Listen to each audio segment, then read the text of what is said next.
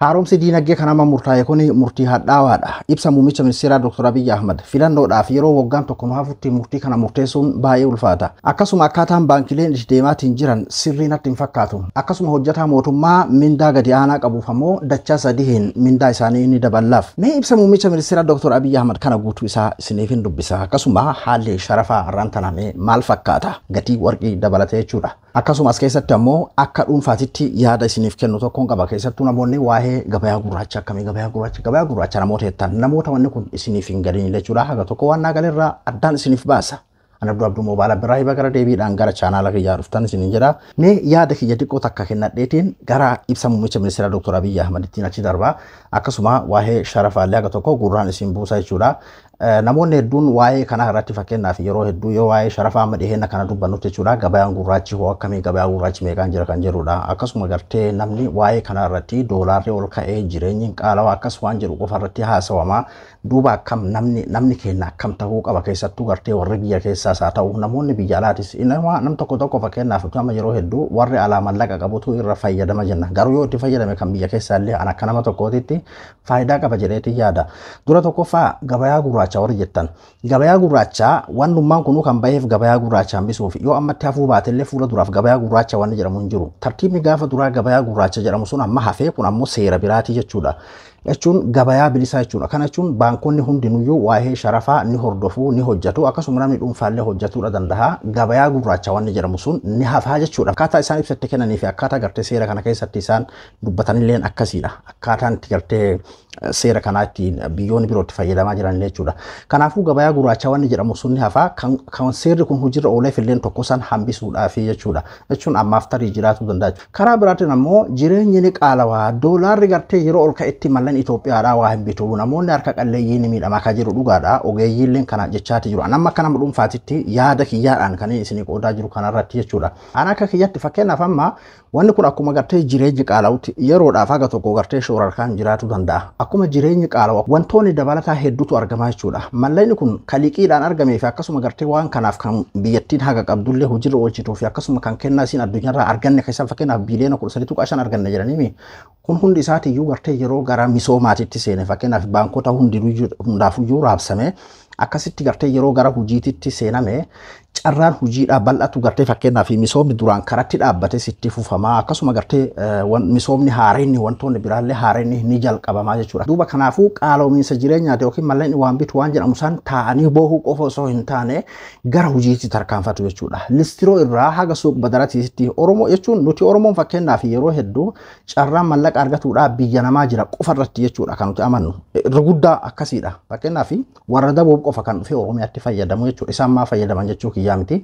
Irra guddaa namni keenya baharatti deemee Saudii deemee dalagadhaa, Dubaay deemee dalagadhaa, biyyoota Eeshiyaa kana bahara deemee bakka akkasitti dalagadhaa waan jedhu kana qofa haamileen dargaggoota kennaa jechuudha. Kamni biyya keessatti waa yaalee yookiin ammoo gartee fakkeenyaaf baadiyyaarraa ol bahee magaalaa waa dalagaan jirtu tamini jedhee akkuma warri dabuuf fakkeenyaaf amma Silxeen Guraageen warri dabuuf kunniin gosoonni adda addaa jechuudha dhufanii Hadaamaa, Finfinnee magaalota Oromiyaa xixiqqoo kanneen keessa bakka afaan hin beekne keessatti listiroorraa kan akkasitti dalagatan san haala saniin dalagata yaaluu namni kenna isin jechuu barbaadeeti. Waan akkasii san irratti bobba'uudha. Karaa biraatiin ammoo carraan hojiidhaa karaa kama barbaadeyyuu haa ta'u carraan hojiidhaa ni banamaa jechuudha. Carraan hojii banamu kana keessatti atilleen fayyadamaa taataa jechuudha. Waan duraanii caala fakkeenyaaf mallayni kun gadi dhiifama. Hawaasa keessa yeroo faca'etti jechuun aga tokko yoo fakkeenyaaf diroonii qofa irratti fixuu baatan jechuu kiyya. Karaa biraatiin ammoo abbaan hojii uummatuu barbaadellee anumaa yeroo takka akka nama wallaalaa tokkootitti jechuudha. Kan akka ogeeyyoo diinagdeetiif dhiisna garuu an akka nama tokkootti inumaa kan alaa fakkeenyaaf ka doolaara qabu bareeda maal jennaami.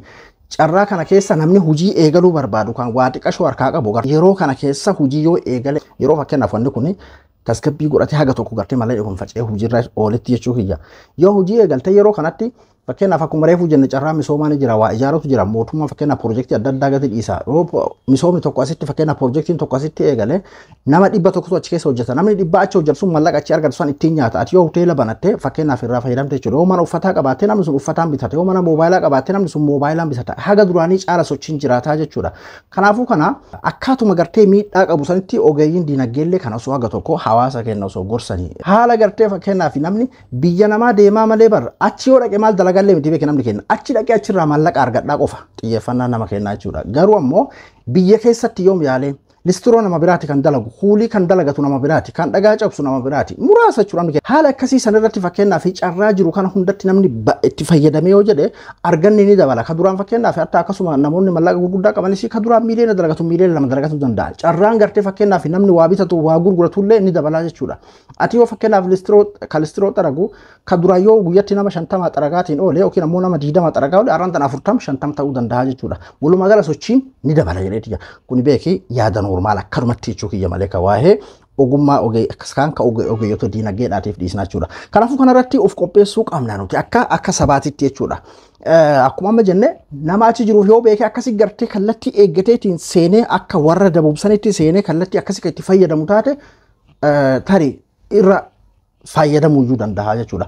Kanaafuu gabayaa gurraacha jettanii akkasuma gartee warri waa'ee gabayaa gurraachaa gaafachaa ooltanis akka seera kanaatitti gabayaa gurraachaa wanta jedhame hin jiraatu. Amma yeroodhaaf garuu ammoo jiraatuu danda'a. Namni ammoo gabayaa gurraachaa waan jedhamu kana namoonni tokko tokko naggaadeen tokko tokko tarii gibira dheefaaf illee itti fayyadamuu danda'u, kaapitaala dho'isuudhaaf itti fayyadamuu danda'u. Haalonni akkasii jiraatuu danda'a. Sammuutummaan amma calliseetiin jechuun sadarkaa kanarratti amma akkanatti itti uf miidhee carraa sanniin ni bana jedheetiin hin yaadu. Tole hayyee waa'ee sharafaati. Sharafni hedduu takka ol fiigaati jira jechuudha. Kanarratti illee muummichi ministeeraallee dubbateeti jira. Sharafni hedduu takka garaagarummaa qaba. Fakkeenyaaf sharafni bakki itti qaaliidha kan Daashin Baankiiti jechuudha. Daashin Baankii irratti doolaarri USA tokko birrii 98 tuqaa wahii jechuudha. Yuuroon ammoo 106 oolee jechuudha. Akkasuma Paawundiin Ingiliz ammoo 120.54 oolee jechuudha. Kanadaan doolaarri ammoo 64 tuqaa takkaan oolee. Mallayni Dubaay ammoo 24.15 oolee. Saudi Arabiyaan riyaalli ammoo 23.65. Akkasuma mallayni Chaayinaa ammoo 12.29 oolee jechuudha. Hedduu takka garaagarummaa qaba. Gabayaa bilisaa wanti jedhamu akkana garaagarummaa guddaa qaba jechuudha. Asuma baankota baankii fi baankii jidduutti jechuudha. Lafarratti ammoo kan bitamuun beekii kanaa olillee ta'uu danda'a jechuudha. Amma kan nuti baankii irratti agarru kanaa oliyyuu ta'uu danda'a jechuudha. Baankii daldala Itoophiyaa baankii biyyaalessaa 85.62 jechuudha doolaarri tokkochi kan baankii kareefuu qabadhaa ka 90 wayii ture jechuudha ka fakkeenyaaf Daashin Baankii irratti jechuudha. Akkasuma Paawundiin Ingiliz ammoo 103 yuuroon ammoo 92 doolaarri Kanadaa 55.2 akkasuma mallayni Saudiidha Saudi Arabiyaa riyaaliin jechuudha 20.40 mallayni Dubaay ammoo 20.86 doolaarri Austraaliyaadha 49.82 raandiin South Africaadha 004.59 akkasuma mallayni Kuwait ammoo 266 jechuudha. Namni fakkeenyaaf Itoophiyaa baankii daldala Itoophiyaa irraa fudhate Daashin Baankiitti mallaqa bareedatti gurguratuu danda'a jechuudha. Akkaataa oolmaa har'aatti isin jechuudha. Fakkeenyaaf hin jira beekaa itti fayyadamuun itti gurguratuu danda'a jechuudha. Akkasuma Oromiyaa International Baankii, Oromiyaa Hibrat Baankii fi baankiilee hundatti iyyuu garaagarummaa qaba jechuudha. Akkasuma gatiin warqii kaaraatee 24 kan duraan 4,000 fi wayii ture jechuudha. Amman tan ammoo 6,000 fi wayii seeneeti jira jechuudha. Akkuma asirratti agartan kana jechuudha. Waa'ee sharafaa kana fakkaata jechuudha. Tole hayyee ibsa muummicha ministeeraa Dr. Abiy Ahmad. Muummichi ministeeraa Dr. Abiy Ahmad egaa diinagdee imaamanni diinagdeedha haareeni kan namoota hedduudhaaf ajandaa ta'e kan gartee lammii biyya Itoophiyaa jedhamu san hundaadhaaf ajandaa ta'e kun eeguu jirra olee yeroo duraatiif jechuudha ibsa isaan kennanii wanni kun akka hojirras kan oolee gartee ibsi waajjira muummicha ministeeraa irraa jechuudha jalqaballee kan inni kenname har'a ibsa kennaniiti jiran jechuudha namoota mindaa hagamii nyaatuudhaaf dabalamaa kan gamiitiif hin dabalamne ka jedhullee kaasaniiti jiran akkasuma immoo akkaataan baankonni itti sharafaatiin jiranis jirus sirrii miti kanas irratti hojjanna jiranii jiran akkasuma warri gartee carraa kana fayyadamaniitiin gatii dabaluu barbaadan hanna saamicha jechuudhaan ibsaniiti jiran mee guutuu isaa isiniif dubbisa. Sababa haara'umsa kanaan kutaan hawaasaa miidhamu jira. Kana wal madaalsisuudhaa fi mootummaan hojjettoota mootummaa mindaa gadi aanaa argatanii fi dabbaltii mindaadhaa godheefii jira.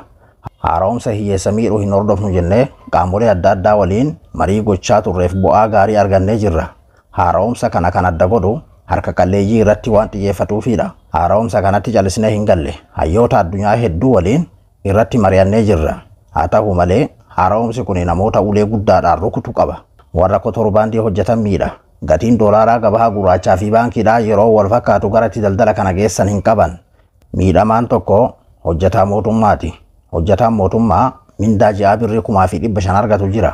Haara'umsi kun baay'ee waan isaan miidhuu danda'uudhaa fi hojjettoota mootummaa mindaa gadi aanaa argatanii fi dabbaltii mindaadhaa taasifneefii jirra. Hojjetaa mootummaa mindaa xiqqaa argatuudhaa fi mindaa argataa turan irratti parsantii 300 daballa. Kun argamee hin beeku. warra mindaa ja'a birrii 25,000 ol argatan ammoo yeroodhaaf nuuf turaa isiniin jenna. Isa kanaafis baajata dabalataa birrii biiliyoona 90 nu gaafate. Haaromsi biyyoota kaanii harka qalleeyyii irratti kan xiyyeeffatee miti. Kan keenya garuu rakkoo harka qalleeyyii qoodachuudhaan isa jijjiiruu irratti waan xiyyeeffateedhaa fi dinqisiifannaa hedduu argatee jira. Ameerikaa, Baankii Addunyaa IMF fi kaanis haaromsa Itoophiyaadhaa kana simatanii jiru.